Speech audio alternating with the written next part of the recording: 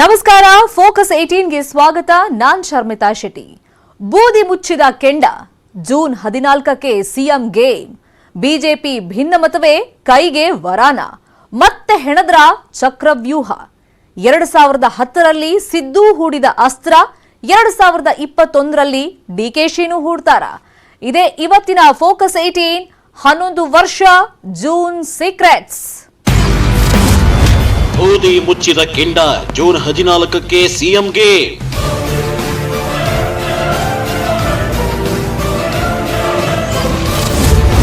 BJP ಭಿನ್ನಮತವೇ ಕೈಗೆ ವರನ, ಮತ್ತೆ ಹೆಣದ್ರ ಚಕ್ರವ್ಯೂಹ.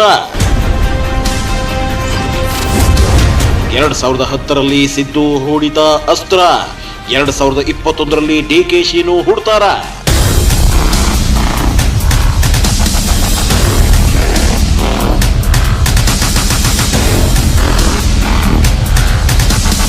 ಯಾವ ದಿವಸ ನೀವು ಬೇಡ ಯಡಿಯೂರಪ್ಪನವರೇ ಅಂತೇಳಿ ಅವ್ರು ಹೇಳ್ತಾರೋ ಆ ದಿವಸ ರಾಜೀನಾಮೆ ಕೊಟ್ಟು ನಮ್ಮ ರಾಜ್ಯದ ಅಭಿವೃದ್ಧಿಗೋಸ್ಕರ ಹಗಲು ರಾತ್ರಿ ಕೆಲಸ ಮಾಡ್ತೇನೆ.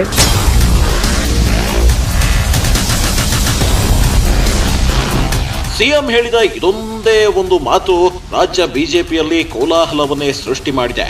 ಸಿಎಂ ಬದಲಾಗೇ ಬಿಡ್ತಾರಾ? ಹಾಗಾದ್ರೆ ಮುಂದಿನ ಸಿಎಂ ಯಾರಾಗಬಹುದು ಅನ್ನೋ ಚರ್ಚೆಗಳು ಹೆಚ್ಚಾಗುತ್ತಿದೆ.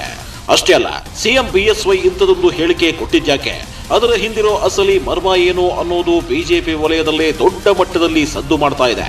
ಆದರೆ ಬಿಜೆಪಿಯಲ್ಲಿನ ಈ ಭಿನ್ನಮತವೇ ಕಾಂಗ್ರೆಸ್ ನಾಯಕರ ಪಾಲಿಗೆ ವರದಾನವಾಗಿ ಬದಲಾಗುವ ಸಾಧ್ಯತೆ ಇದೆ.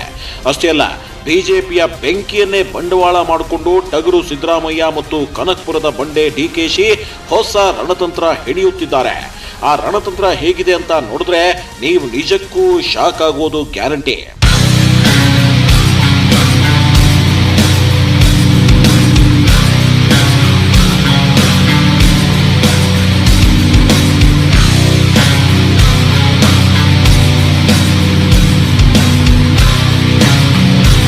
ಹಾಗಾದ್ರೆ ಟಗರು ಸಿದ್ದರಾಮಯ್ಯ ಮತ್ತು ಕೆಪಿಸಿಸಿ ಅಧ್ಯಕ್ಷ ಡಿಕೆ ಶಿವಕುಮಾರ್ ಅವರು ಹೇಳಿದಿರೋ ಆ ರಣತಂತ್ರ ಏನು? ಬಿಜೆಪಿಯಲ್ಲಿನ ಭಿನ್ನಮತ ಕಾಂಗ್ರೆಸ್ ಪಾಲಿಗೆ ಅದೇಗೆ ವರದಾನವಾಗಿ ಬದಲಾಗುತ್ತೆ? 2010ರಲ್ಲಿ ಸಿದ್ದರಾಮಯ್ಯ ಹೂಡಿದ ಆ ಅಸ್ತ್ರವನ್ನೇ ಇದೀಗ ಕಾಂಗ್ರೆಸ್ನ ಟ್ರಬಲ್ ಶೂಟರ್ ಡಿಕೆಶಿನೂ ಹೂಡ್ತಾರೆ. ಅಷ್ಟಕ್ಕೂ ಏನದು 11 ವರ್ಷಗಳ ಹಿಂದಿನ ಜೂನ್ ಸೀಕ್ರೆಟ್ ಅಂತೀರಾ? ಆ ರಣರೋಚಕ ಸ್ಟೋರಿಯನ್ನ ಎಳೆ ಎಳೆಯಾಗಿ ಬಿಚ್ಚಿಡ್ತೀವಿ ನೋಡಿ. ಪ್ರಿಯ ವೀಕ್ಷಕರೇ, ರಾಜ್ಯ ರಾಜಕಾರಣದ ಮಹತ್ವದ ಬದಲಾವಣೆಗಳೆಲ್ಲ ಜೂನ್ ಮತ್ತು ಜುಲೈ ತಿಂಗಳುಗಳಲ್ಲೇ ನಡೆದು ಹೋಗ್ತವೆ. ಆ ಬದಲಾವಣೆಗಳು ಚಾಲ್ತಿಯಲ್ಲಿರೋ ಸರ್ಕಾರದ ಬೇರುಗಳನ್ನ ಬುಡ ಸಮೇತ ಗಡಗಡ ಅಲುಗಾಡಿಸಿ ಬಿಡ್ತಾವೆ. ಅಂಥದ್ದೊಂದು ಮಹತ್ವದ ಬದಲಾವಣೆಯ ಹಂತಕ್ಕೆ ಇದೀಗ ರಾಜಾಹುರಿ ಬಿಎಸ್ವೈ ಸರ್ಕಾರ ಬಂದು ನಿಂತಿದೆ. ಅದಕ್ಕೆ ಪ್ರಮುಖ ಕಾರಣವಾಗಿದ್ದು ಇತ್ತೀಚೆಗೆ ರಾಜಾಹುಲಿ ಬಿಎಸ್ವೈ ಹೇಳಿದ ಅದೊಂದು ಮಾತು. ಆ ಮಾತು ಯಾವುದು ಅನ್ನೋದನ್ನ ಒಮ್ಮೆ ನೋಡ್ಬಿಡಿ. ನಾನು ಯಾವುದ್ರ ಬಗ್ಗೆ ಏನೂ ಪ್ರತಿಕ್ರಿಯೆ ವ್ಯಕ್ತಪಡಿಸಲ್ಲ. ಎಲ್ಲಿವರೆಗೆ ಡೆಲ್ಲಿ ಹೈಕಮಾಂಡ್ ನನ್ನ ಬಗ್ಗೆ ವಿಶ್ವಾಸ ಇರುತ್ತೋ ಅಲ್ಲಿವರೆಗೆ ಮುಖ್ಯಮಂತ್ರಿ ಮುಂದುವರಿತೀನಿ. ಯಾವ ದಿವಸ ನೀವು ಬೇಡ ಯಡಿಯೂರಪ್ಪನವರೇ ಅಂತೇಳಿ ಅವ್ರು ಹೇಳ್ತಾರೋ ಆ ದಿವಸ ರಾಜೀನಾಮೆ ಕೊಟ್ಟು ನಮ್ಮ ರಾಜ್ಯದ ಅಭಿವೃದ್ಧಿಗೋಸ್ಕರ ಹಗಲು ರಾತ್ರಿ ಕೆಲಸ ಮಾಡ್ತೇನೆ. ಯಡಿಯೂರಪ್ಪನವರು ಇಂಥದೊಂದು ಹೇಳಿಕೆ ಕೊಡ್ತಿದ್ದಂತೆ ಪ್ರತಿಕ್ರಿಯಿಸಿದ ಬಿಜೆಪಿ ರಾಜ್ಯಾಧ್ಯಕ್ಷ ನಳಿನ್ ಕುಮಾರ್ ಕಟೀಲ್, ಇಂತಹ ಚರ್ಚೆಗಳು ಅಪ್ರಸ್ತುತ. ಯಡಿಯೂರಪ್ಪ ನಮ್ಮೆಲ್ಲರ ನಾಯಕರು ಎಂದಿದ್ರು. ಇನ್ನೊಂದೆಡೆ ಕೇಂದ್ರ ಸಚಿವ ಪ್ರಹ್ಲಾದ್ ಜೋಶಿ ಪ್ರತಿಕ್ರಿಯಿಸಿದ್ದು, ಇತ್ತೀಚೆಗೆ ನಾಯಕತ್ವ ಬದಲಾವಣೆ ಬಗ್ಗೆ ಪದೇ ಪದೇ ಚರ್ಚೆಗೆ ಬಂದ ಹಿನ್ನೆಲೆ ಈ ರೀತಿ ಹೇಳಿರಬಹುದು. ಸಿಎಂ ಕೋವಿಡ್ ಸಮಯದಲ್ಲಿ ಉತ್ತಮ ಕೆಲಸ ಮಾಡ್ತಿದ್ದಾರೆ, ಆದರೆ ಮುಖ್ಯಮಂತ್ರಿ ಬದಲಾವಣೆ ಮಾಡುವ ಪ್ರಶ್ನೆಯೇ ಇಲ್ಲ. ಹೈಕಮಾಂಡ್ನಿಂದಲೂ ಯಾವುದೇ ರೀತಿಯ ಸೂಚನೆ ಅವರಿಗಿಲ್ಲ ಎಂದಿದ್ರು. ಇವರಷ್ಟೇ ಅಲ್ಲ, ಡಿಸಿಎಂ ಅಶ್ವಥ್ ನಾರಾಯಣ್, ಸಚಿವರಾದ doctor K Sudhakar, Basavaraj Bommai, R Ashok, CP Yogeshwar ಮತ್ತು ರೇಣುಕಾಚಾರ್ಯ ಸೇರಿದಂತೆ ಸಾಕಷ್ಟು ಸಚಿವರು ಸಿಎಂ ಪರ ಬ್ಯಾಟಿಂಗ್ ಮಾಡಿದ್ರು. ಇಷ್ಟೇ ಆಗಿದ್ರೆ ಪರವಾಗಿಲ್ಲ ಅಂದ್ಕೊಳ್ಬಹುದಿತ್ತು. ಆದರೆ ಸಿಎಂ ಪರ ವಿರೋಧ ಚರ್ಚೆಗಳು ತಾರಕಕ್ಕೇರಿದ್ವು. ಇದರಿಂದ ಕೂಡಲೇ ಅಲರ್ಟ್ ಆಗಿದ್ದ ಬಿಜೆಪಿ ಹೈಕಮಾಂಡ್ ನಾಯಕರು ನಾಯಕತ್ವ ಬದಲಾವಣೆ ವಿಚಾರದಲ್ಲಿ ನಿಮ್ಮ ನಿಲುವೇನು ಅನ್ನೋದನ್ನ ಆದಷ್ಟು ಬೇಗ ತಿಳಿಸಿ ಅಂತ ಸಂದೇಶ ರವಾನಿಸಿದೆ. ದಿನದಿಂದ ದಿನಕ್ಕೆ ಸರ್ಕಾರದಲ್ಲಿ ಸಮಸ್ಯೆ ಹೆಚ್ಚಾಗ್ತಿದೆ. ಶಾಸಕರಿಂದ ದೂರುಗಳು ಬರಲು ಆರಂಭಿಸಿವೆ. ಸಮಸ್ಯೆ ಹೆಚ್ಚಾಗುತ್ತಿದ್ದರೂ ನೀವು ಮೌನವಾಗಿರೋದೇಕೆ ಅಂತ ಹೇಳಿ ಸಿಎಂಗೆ ವರಿಷ್ಠರು ಪ್ರಶ್ನಿಸಿದ್ದಾರೆ. ಪಕ್ಷದ ಹಿತದೃಷ್ಟಿಯಿಂದ ಯೋಚಿಸಿ ನಿರ್ಧಾರ ತಿಳಿಸಿ ಅಂತ ಆರ್ಎಸ್ಎಸ್ ನಾಯಕರ ಮೂಲಕ ಸಿಎಂ ಯಡಿಯೂರಪ್ಪಗೆ ಹೈಕಮಾಂಡ್ ಸಂದೇಶ ರವಾನಿಸಿದೆ ಅಂತ ಹೇಳಲಾಗ್ತಿದೆ. ಅಷ್ಟೇ ಅಲ್ಲ, ಶಾಸಕರ ಸಹಿ ಸಂಗ್ರಹದ ಬಗ್ಗೆಯೂ ಹೈಕಮಾಂಡ್ ಗರಂ ಆಗಿದೆ. ಸಹಿ ಸಂಗ್ರಹದಂತ ಪಕ್ಷ ಸರ್ಕಾರದ ವರ್ಚಸ್ಸಿಗೆ ಧಕ್ಕೆ ಆಗುವ ಯಾವುದೇ ಕೆಲಸ ಮಾಡದಂತೆ ಸೂಚನೆ ನೀಡಿದೆ. ಯಡಿಯೂರಪ್ಪ ಪರ ವಿರೋಧಿ ಬಣಗಳಿಗೆ ಇದು ಹೈಕಮಾಂಡ್ ಕೊಟ್ಟಿರೋ ಖಡಕ್ ವಾರ್ನಿಂಗ್. ಈ ಬೆನ್ನಲ್ಲೇ ಶಾಸಕ ರೇಣುಕಾಚಾರ್ಯ ಹಳೆ ಸಹಿ ಸಂಗ್ರಹ ತೋರಿಸಿದ್ದಕ್ಕೆ ಕೆಲ ಶಾಸಕರು ಗರಂ ಆಗಿದ್ದಾರೆ. ಉಸ್ತುವಾರಿ ಅರುಣ್ ಸಿಂಗ್, ಸಿಟಿ ರವಿ, ಬಿಎಲ್ ಸಂತೋಷ್ಗೂ ದೂರು ನೀಡಿದ್ರು. ಈ ಮಧ್ಯೆ ಕಾರ್ಕಳ ಶಾಸಕ ಸುನಿಲ್ ಕುಮಾರ್ ಪಕ್ಷದ ಬೀದಿ ರಂಪಾಟಕ್ಕೆ ಬೇಸರ ವ್ಯಕ್ತಪಡಿಸಿದ್ದಾರೆ. ಶಾಸಕರ ಹೇಳಿಕೆ ಪಕ್ಷದ ಹಿತದೃಷ್ಟಿಯಿಂದ ಒಳಿತಲ್ಲ. ಕೆಲವೇ ಮಂದಿ ಅಭಿಪ್ರಾಯ ಇಡೀ ಶಾಸಕರ ಅಭಿಪ್ರಾಯ ಆಗಲ್ಲ. ಎಲ್ಲರ ಅಭಿಪ್ರಾಯ ಆಲಿಸಲು ವರಿಷ್ಠರು ಪ್ರತ್ಯೇಕ ವ್ಯವಸ್ಥೆ ಮಾಡಬೇಕು ಅಂತ ಟ್ವೀಟ್ ಮಾಡಿದ್ರು. ಈ ಮೂಲಕ ಶಾಸಕಾಂಗ ಪಕ್ಷದ ಸಭೆ ಕರೆದು ಅಲ್ಲೇ ಅಭಿಪ್ರಾಯ ಸಂಗ್ರಹದ ಸಲಹೆ ಕೊಟ್ರು. ಎಷ್ಟೆಲ್ಲ ಆಗ್ತಿದ್ರು ಸಹಿ ಸಂಗ್ರಹ, ಭಿನ್ನ ಧ್ವನಿ ಬದಲಾವಣೆ ವಿಚಾರವಾಗಿ ನಾಯಕರು ಮಾತನಾಡ್ತಾನೆ ಇದ್ದಾರೆ. ಇನ್ನು ನಾಯಕತ್ವ ಬದಲಾವಣೆ ವಿಚಾರದಲ್ಲಿ ಬಿಎಸ್ವೈ ತಮ್ಮ ನಿಲುವೇನು ಅನ್ನೋದನ್ನ ತಿಳಿಸೋದಕ್ಕೆ ಹೈಕಮಾಂಡ್ ಜೂನ್ 14ರ ಡೆಡ್ ಲೈನ್ ಕೊಟ್ಟಿದೆ ಅಂತ ಹೇಳಲಾಗ್ತಿದೆ. ಹೀಗಾಗಿ ಹೈಕಮಾಂಡ್ ಕೊಟ್ಟಿರೋ ಡೆಡ್ ಲೈನ್ ಒಳಗೆ ಬಿಎಸ್ವೈ ಏನ್ ಮಾಡ್ತಾರೆ ಅನ್ನೋದೇ ಸಸ್ಪೆನ್ಸ್. ಹೆಂಗಿದ್ರು ಮುಂದಿನ ವಾರ ರಾಜ್ಯಕ್ಕೆ ಭೂಪೇಂದ್ರ ಯಾದವ್ ಮತ್ತು ಅರುಣ್ ಸಿಂಗ್ ಬಂದು ಅಭಿಪ್ರಾಯ ಸಂಗ್ರಹ ಮಾಡಲಿದ್ದಾರೆ. ಅದಕ್ಕೂ ಮುನ್ನ ಬಿಎಸ್ವೈ ಏನ್ ನಿರ್ಧಾರ ಮಾಡ್ತಾರೆ ಅನ್ನೋದೇ ಈಗಿರೋ ಪ್ರಶ್ನೆ. ಕಾಂಗ್ರೆಸ್ಗೆ ವರದಾನವಾಯ್ತಾ ಬಿಜೆಪಿ ಭಿನ್ನಮತ?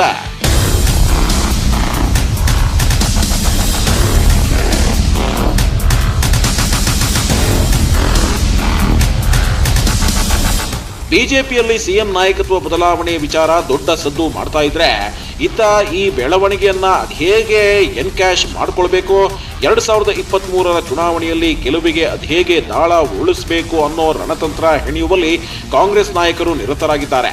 ಹಾಗಾದ್ರೆ ಕೈ ನಾಯಕರ ಆ ರಣತಂತ್ರ ಏನು? ಬಿಜೆಪಿಯಲ್ಲಿನ ಭಿನ್ನಮತದ ಬೆಂಕಿ ಹೇಗೆ ಕಾಂಗ್ರೆಸ್ಗೆ ವರದಾನವಾಗುತ್ತೆ ಅನ್ನೋದನ್ನ ತೋರಿಸ್ತೀವಿ. ಆದರೆ ಅದಕ್ಕಿಂತ ಮೊದಲು ಸಿಎಂ ನಾಯಕತ್ವ ಬದಲಾವಣೆ ಬಗ್ಗೆ ವಿಪಕ್ಷ ನಾಯಕ ಸಿದ್ದರಾಮಯ್ಯ ಹೇಳಿದ್ದೇನು ಅನ್ನೋದನ್ನ ತೋರಿಸ್ತೀವಿ ನೋಡಿ. ಯಡಿಯೂರಪ್ಪನವರು ವರ್ಸ್ಟ್ ಚೀಫ್ ಮಿನಿಸ್ಟರ್ ಅಂತ ಗೊತ್ತು. ಅವ್ರನ್ನ ತೆಗಿಬೇಕು ಅಂತಕ್ಕಂಥದ್ದು ಇವತ್ತಿನಿಂದಲೇ ಚರ್ಚೆ, ಮೊದಲಿಂದ ಚರ್ಚೆ ನಡೀತಲೇ ಇದೆ. ರೇಣುಕಾಚಾರ್ಯ ಅವರ ಪೊಲಿಟಿಕಲ್ ಸೆಕ್ರೆಟರಿ, ರೇಣುಕಾಚಾರ್ಯ ಏನ್ ಮಾಡ್ತೇನೆ ಅದು ಚೀಫ್ ಮಿನಿಸ್ಟರ್ ಹೇಳ್ದೇನೆ ಮಾಡಕ್ ಸಾಧ್ಯ ಆಗಲ್ಲ. ಮತ್ತೆ ಹೈಕಮಾಂಡ್ಗೆ ನಾನು ಲಾಯಲ್ ಆಗಿದ್ದೀನಿ, ನಿಮ್ಗೆ ನೀವು ಹೇಳಿದ ತಕ್ಷಣ ರಾಜೀನಾಮೆ ಕೊಡ್ತೀನಿ ಅಂತ ಹೇಳೋದು. ಇದೆಲ್ಲ ನಾಟಕ. ನೀನು ಅತ್ತಂಗೆ ನಟಿಸು, ಚಿವುಟದಂತೆ ಮಾಡ್ತೀವಿ ಅನ್ನೋ ರೀತಿಯಲ್ಲಿ ಬಿಎಸ್ವೈ ಟೀಮ್ ನಾಟಕ ಮಾಡ್ತಿದೆ ಅಂತ ಹೇಳಿ ಸಿದ್ದರಾಮಯ್ಯ ವಾಗ್ದಾಳಿ ನಡೆಸಿದ್ದಾರೆ. ಆ ಮೂಲಕ ಬಿಜೆಪಿ ನಾಯಕರ ಪ್ರತಿ ನಡೆಗೂ ಚಕ್ಕಿಡ್ತಾನೆ ಇದ್ದಾರೆ. ಅಷ್ಟೇ ಅಲ್ಲ, ಸಿದ್ದರಾಮಯ್ಯನವರ ಇಂಥ ಮಾತಿನ ಹಿಂದೆ ಹಲವು ಲೆಕ್ಕಾಚಾರಗಳಿವೆ. 2010ರಲ್ಲಿ ಹೂಡಿದಂತ ತಂತ್ರವೂ ಅಡಗಿದೆ. ಅಷ್ಟಕ್ಕೂ ಏನದು 2010ರಲ್ಲಿ ಸಿದ್ದು ಹೂಡಿದ ಆ ತಂತ್ರ? ಅದು 2008 ರಾಜ್ಯದಲ್ಲಿ ಮೊಟ್ಟ ಮೊದಲ ಸಲ ಬಿಜೆಪಿ ಸರ್ಕಾರ ಅಸ್ತಿತ್ವಕ್ಕೆ ಬಂದಿತ್ತು. ಆದರೆ 2010ರ ವೇಳೆಗೆ ಬಿಎಸ್ವೈ ಸರ್ಕಾರದ ಮೇಲೆ ಭ್ರಷ್ಟಾಚಾರದ ಆರೋಪ ಕೇಳಿ ಬಂದಿತ್ತು. ಬಳ್ಳಾರಿಯಲ್ಲಿ ಅಕ್ರಮ ಗಣಿಗಾರಿಕೆ ಎಲ್ಲೇ ಮೀರಿತ್ತು ಅನ್ನೋ ಸುದ್ದಿ ಹರಿದಾಡ್ತಿತ್ತು. ಆಗ ಪ್ರಬಲ ವಿರೋಧ ಪಕ್ಷದ ನಾಯಕರಾಗಿದ್ದ ಇದೇ ಸಿದ್ದರಾಮಯ್ಯನವರು ಸಿಕ್ಕ ಅವಕಾಶವನ್ನ ಸದ್ಬಳಕೆ ಮಾಡಿಕೊಂಡಿದ್ರು. ಸದನದಲ್ಲಿ ಈ ಬಗ್ಗೆ ದನಿ ಎತ್ತಿದ್ರು. ಆಗ ಗಣಿ ದಣಿಗಳು ಮತ್ತು ಸಿದ್ದರಾಮಯ್ಯನವರ ನಡುವಿನ ಮಾತಿನ ಚಕಮಕಿಯಲ್ಲಿ ಸಿದ್ದರಾಮಯ್ಯ ಅಕ್ಷರಶಃ ಉಗ್ರ ರೂಪ ತಾಳಿದ್ರು. ಗಣಿ ದಣಿಗಳ ವಿರುದ್ಧ ಸದನದಲ್ಲೇ ತೊಡೆತಟ್ಟಿದ್ದ ಸಿದ್ದರಾಮಯ್ಯ ಬೆಂಗಳೂರಿನಿಂದ ಬಳ್ಳಾರಿಯವರೆಗೆ ಪಾದಯಾತ್ರೆ ಮಾಡ್ತೀನಿ ಅಂತ ಘೋಷಣೆ ಮಾಡಿದ್ರು. ಅಷ್ಟೇ ಅಲ್ಲ, ಪಾದಯಾತ್ರೆ ಮಾಡಿ ಬಳ್ಳಾರಿಯಲ್ಲಿ ಬೃಹತ್ ಸಮಾವೇಶವನ್ನು ನಡೆಸಿದ್ರು. ಅಲ್ಲಿಂದಲೇ ನೋಡಿ ಸಿದ್ದರಾಮಯ್ಯ ಕಾಂಗ್ರೆಸ್ನ ಹಳೆ ಹುಲಿಗಳ ಕೋಟೆಯನ್ನ ಛಿದ್ರ ಮಾಡಿ ತಮ್ಮ ಪಾರುಪತ್ಯವನ್ನ ಸ್ಥಾಪಿಸಿದ್ದು. ಸಿದ್ದರಾಮಯ್ಯ ಬಳ್ಳಾರಿ ಪಾದಯಾತ್ರೆ ನಡೆಸಿದ ನಂತರ ಬಿಜೆಪಿಯಲ್ಲಿ ರಾಜಕೀಯ ಕಚ್ಚಾಟ ಮತ್ತಷ್ಟು ಜೋರಾಗಿತ್ತು. ಬಿಎಸ್ವೈ ಸಿಎಂ ಹುದ್ದೆಗೆ ರಾಜೀನಾಮೆ ಕೊಡಬೇಕಾಯ್ತು. ಬಿಎಸ್ವೈ ನಂತರ ಸದಾನಂದ ಗೌಡ ಮತ್ತು ಜಗದೀಶ್ ಶೆಟ್ಟರ್ ಸಿಎಂ ಆಗಿದ್ರು. ಆಗಿನ ಬಿಜೆಪಿ ಕಿಚಡಿ ಸರ್ಕಾರವನ್ನ ನೋಡಿ ರಾಜ್ಯದ ಜನ ಕೂಡ ಬೇಸತ್ತು ಹೋಗಿದ್ರು. ಇನ್ನ ಬಿಜೆಪಿ ಹೈಕಮಾಂಡ್ ನಾಯಕರ ವಿರುದ್ಧ ಕೆಂಡ ಕಾರಿದ್ದ ಬಿಎಸ್ವೈ ಬಿಜೆಪಿ ಪಕ್ಷದಿಂದ ಹೊರನಡೆದು ಕೆಜೆಪಿ ಪಕ್ಷ ಕಟ್ಟಿದ್ರು. ಇತ್ತ ಗಣಿ ದಣಿ ಗಾಲಿ ಜನಾರ್ದನ್ ರೆಡ್ಡಿ ಅರೆಸ್ಟ್ ಆಗುತ್ತಿದ್ದಂತೆ ಶ್ರೀರಾಮುಲು ಕೂಡ ಬಿಜೆಪಿಯಿಂದ ಹೊರನಡೆದು ಬಿಎಸ್ಆರ್ ಕಾಂಗ್ರೆಸ್ ಪಕ್ಷವನ್ನ ಕಟ್ಟಿದ್ರು. ಹೀಗಾಗಿ ರಾಜ್ಯ ಬಿಜೆಪಿಯಲ್ಲಿ ಕಚ್ಚಾಟ ಜೋರಾಗಿ ಬಿಜೆಪಿ ಒಡೆದು 3 ಹೋಳಾಗಿತ್ತು. ಹೀಗೆ ಬಿಜೆಪಿ ಶಕ್ತಿ ಹೀನವಾಗಿದ್ದ ನೇರ ಲಾಭ ಕಾಂಗ್ರೆಸ್ ಪಕ್ಷಕ್ಕೆ ಒಲಿದಿತ್ತು.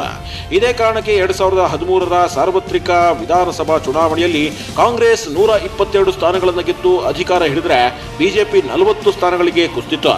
ಸದ್ಯ ರಾಜ್ಯ ಬಿಜೆಪಿಯಲ್ಲೂ ಈಗಲೂ 2010ರ ಪರಿಸ್ಥಿತಿ ನಿರ್ಮಾಣವಾಗುವ ಲಕ್ಷಣಗಳು ದಟ್ಟವಾಗಿ ಗೋಚರಿಸುತ್ತಿವೆ.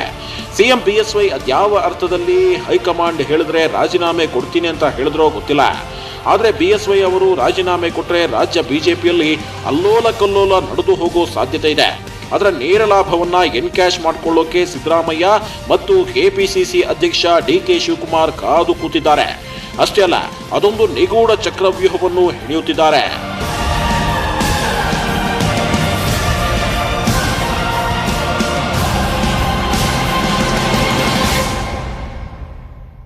ಹಾಗಾದ್ರೆ ಸಿದ್ದರಾಮಯ್ಯ ಮತ್ತು ಡಿಕೆಶಿ ಹೆಣೆದಿರೋ ಆ ನಿಗೂಢ ಚಕ್ರವ್ಯೂಹ ಏನು? ಬಿಎಸ್ವೈ ರಾಜೀನಾಮೆ ಕೊಟ್ರು, ಮುಂದುವರೆದ್ರು ಕಾಂಗ್ರೆಸ್ಗೆ ವರದಾನವಾಗುವುದು ಹೇಗೆ? ಸಿದ್ದು ಬತ್ತಳಿಕೆಯಲ್ಲಿರೋ ಲಿಂಗಾಯತ ಪ್ಲಸ್ ಅಹಿಂದ ಮಂತ್ರ ಏನ್ ಗೊತ್ತಾ? ಆ ಬಗ್ಗೆ ಮಾಹಿತಿ ಕೊಡ್ತೀವಿ ಬ್ರೇಕ್ ಆದ್ಮೇಲೆ. ಹಾಗಾಗಿ ನಾವು ಕಡ್ಡಾಯವಾಗಿ ಕೆಲವೊಂದು ಸೇಫ್ಟಿ ಪ್ರೋಟೋಕಾಲ್ಸ್ ಮರಿಬೇಡಿ, ಮಾಸ್ಕ್ ಹಾಕಿ, ಸ್ಯಾನಿಟೈಸ್ ಮಾಡ್ಕೊಳ್ಳಿ, ಸೋಷಿಯಲ್ ಡಿಸ್ಟೆನ್ಸಿಂಗ್ ಇಟ್ಕೊಳ್ಳಿ.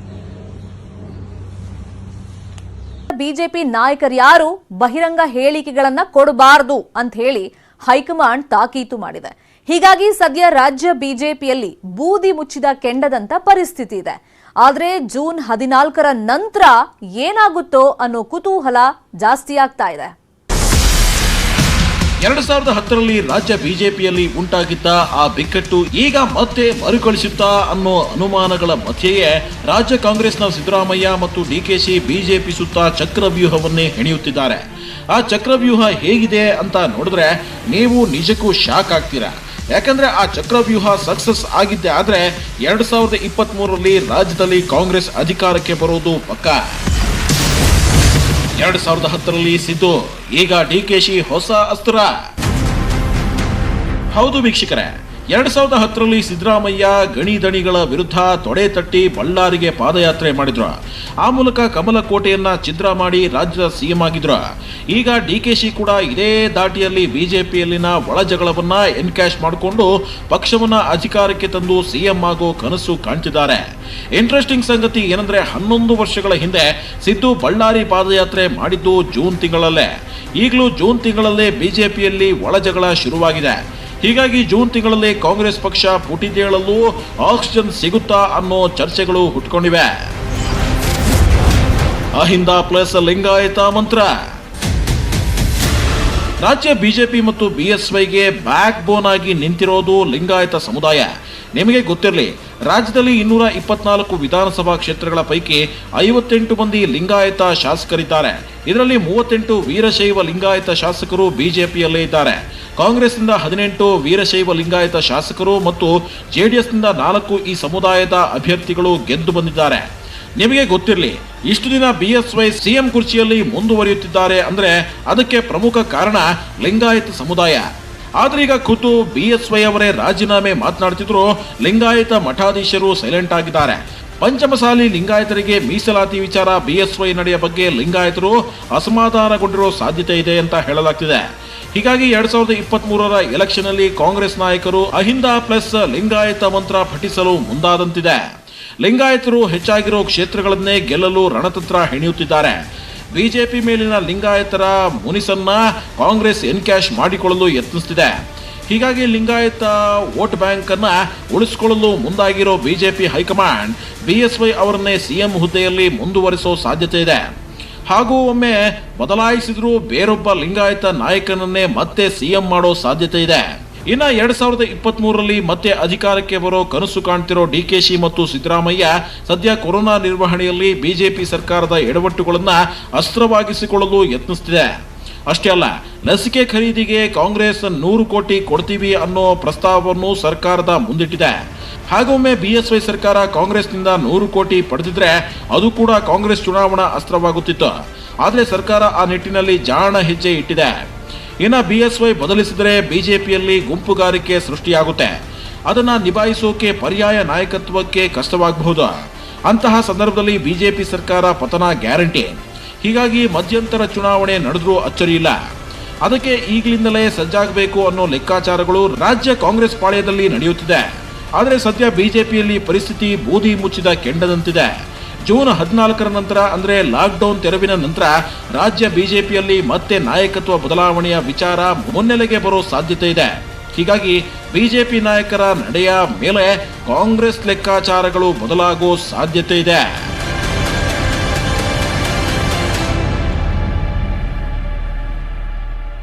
ಇದಾಗಿತ್ತು ಇವತ್ತಿನ ಫೋಕಸ್ 18. ನೋಡ್ತಾ ಇರಿ ನ್ಯೂಸ್ 18 ಕನ್ನಡ. ಜಾಲ ನಮ್ಮದು, ಬಲ ನಿಮ್ಮದು.